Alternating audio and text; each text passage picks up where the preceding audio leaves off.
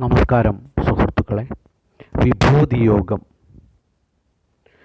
തേഷാം സതതയുക്താനാം ഭജതാം പ്രീതിപൂർവകം ദദാമി ബുദ്ധിയോഗം തം യേന മാം ഉപയന്തി തേ. നിരന്തരം പരമാത്മാവിൽ നിരതനായി പ്രേമഭക്തിയോടെ എന്നെ ആരാധിക്കുന്നവർക്ക് എന്നെ പ്രാപിക്കാൻ ഉതകുന്ന ബുദ്ധിവിശേഷം ഞാൻ നൽകും. ഇതൊരു വലിയ പ്രസ്താവനയാണ് കൃഷ്ണൻ്റെ. എന്നെ ആരാധിക്കുന്നവർക്ക്, എന്നോട് പ്രേമം തോന്നുന്നവർ, എന്നിൽ നിരതനായിട്ടുള്ളവർക്ക് എന്നെ പ്രാപിക്കുന്നത് ബുദ്ധിവിശേഷം ഞാൻ അവർക്ക് നൽകും. അതാണ്. അത് നമുക്കൊക്കെ ലഭ്യമായി തീരട്ടെ എന്നാണ് ഇവിടെ നൽകാനുള്ള ഒരാശംസ. ജീവിത ലക്ഷ്യം എന്താണെന്ന് അറിഞ്ഞിട്ടും കർമ്മഫല ആസക്തി കൈവിടാതെ ഉള്ള ഒരു മനുഷ്യനെയാണ് നമ്മൾ കർമ്മയോഗി എന്ന് നേരത്തെ വിളിച്ചിരുന്നത്. കർമ്മയോഗി. ജീവിത ലക്ഷ്യം എന്താണെന്ന് മനസ്സിലായിട്ടും കർമ്മഫലത്തോടുള്ള ആസക്തി ഉപേക്ഷിക്കാത്ത ഒരാളെയാണ് കർമ്മയോഗി എന്ന് പറയുന്നത്. ലക്ഷ്യം കൃഷ്ണനെന്ന് കൃത്യമായിട്ട് അറിഞ്ഞിട്ടും കൃഷ്ണനെ പറ്റിയുള്ള കഥകൾ ഊഹാപോഹങ്ങളിലും മാത്രം തൽപരനായിരിക്കുന്ന അവരെയാണ് നമ്മൾ ജ്ഞാനയോഗി എന്ന് പറയുന്നത്. കഥകളിൽ രമിക്കുന്നവരെയാണ് ജ്ഞാനയോഗി എന്ന് പറയുന്നത്. ഇനി അപ്പുറത്താണ് പൂർണ്ണമായ കൃഷ്ണാവബോധത്തോടെ ഭക്തിയുത സേവനം അനുഷ്ഠിക്കുന്നയാൾ ബുദ്ധിയോഗിയും ആണ്. അയാൾ തന്നെയാണ് ഭക്തിയോഗി. ഭക്തിയോഗം തന്നെയാണ് ബുദ്ധിയോഗം. ബുദ്ധിയോഗം എന്നുള്ള വാക്ക് ഈ ശ്ലോകത്തിൽ ഉപയോഗിച്ചിട്ടുണ്ട്. പൂർണ്ണമായ കൃഷ്ണാവബോധത്തോടെ ഭക്തിയുത സേവനം അനുഷ്ഠിക്കുന്ന ആൾ ഭക്തിയോഗിയാണ്. അയാൾ ബുദ്ധിയോഗിയും ആണ്. തേഷാമേവ അനുകമ്പാർത്ഥം അഹം അജ്ഞാനജം തമഃ നാശയാമി ആത്മഭാവസ്ഥ ജ്ഞാനദീപേന ഭസ്വത. തേഷാം ഏവ അവരോട് തന്നെയുള്ള അനുകമ്പാർത്ഥം, അനുകമ്പ കാണിക്കാൻ വേണ്ടി, അഹം ഞാൻ, ആത്മഭാവസ്ഥ സ്വന്തം ഹൃദയത്തിലിരുന്ന്, ഭാസ്വത്തായ പ്രോജ്വലിക്കുന്ന, ഉജ്ജ്വലിക്കുന്ന, ജ്ഞാനദീപേന അറിവാകുന്ന പ്രകാശനാളത്താൽ, ദീപത്താൽ, അജ്ഞാനജനിതകമായ അജ്ഞാനത്തിൽ നിന്നും ജനിച്ചിട്ടുള്ള തമസ്സിനെ ഇരുട്ടിനെ, അറിവില്ലായ്മയെ നാശയാമി നശിപ്പിക്കുന്നു, ഞാൻ നശിപ്പിക്കുന്നു. ഈ ഭക്തന്മാർക്കുമേൽ അനുഗ്രഹവർഷം ചൊരിഞ്ഞ് പരമാത്മഭാവത്തിൽ സ്ഥിരനായ ഞാൻ അജ്ഞാനത്തിൽ നിന്ന് ഉൽപ്പന്നമായ തമസ്സിനെ പ്രകാശരൂപമായ ജ്ഞാനദീപത്താൽ ഞാൻ നീക്കുന്നു. ഭക്തന്മാരിൽ സവിശേഷമായ അനുകമ്പയോടെ ഞാൻ ഹൃദയസ്ഥനായിട്ട്, ഭക്തൻ്റെ ഹൃദയസ്ഥനായിട്ട്, എൻ്റെ ഹൃദയത്തിൽ ഭക്തനും ഭക്തൻ്റെ ഹൃദയത്തിൽ ഞാനും ഹൃദയസ്ഥനായിട്ട് ജ്ഞാനദീപം കൊണ്ട് അവരുടെ അജ്ഞാനജന്യമായ തമസ്സിനെ, അറിവില്ലായ്മയെ, ഇരുട്ടിനെ അകറ്റി അവരുടെ ഹൃദയം ഞാൻ പ്രകാശമാനമാക്കുന്നു, അറിവ് നിറഞ്ഞത് തീർക്കുന്നു.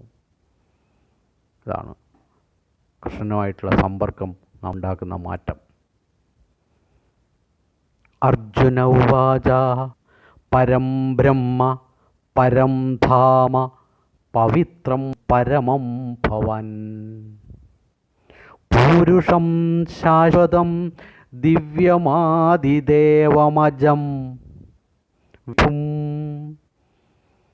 ആഹുസ്ത്വാം ഋഷയ സർവേ ദേവർഷി നാരദസ്തഥാ അസിതോ ദേവലോ വ്യാസഃ സ്വയം ചൈവ ബ്രവീഷി മേ.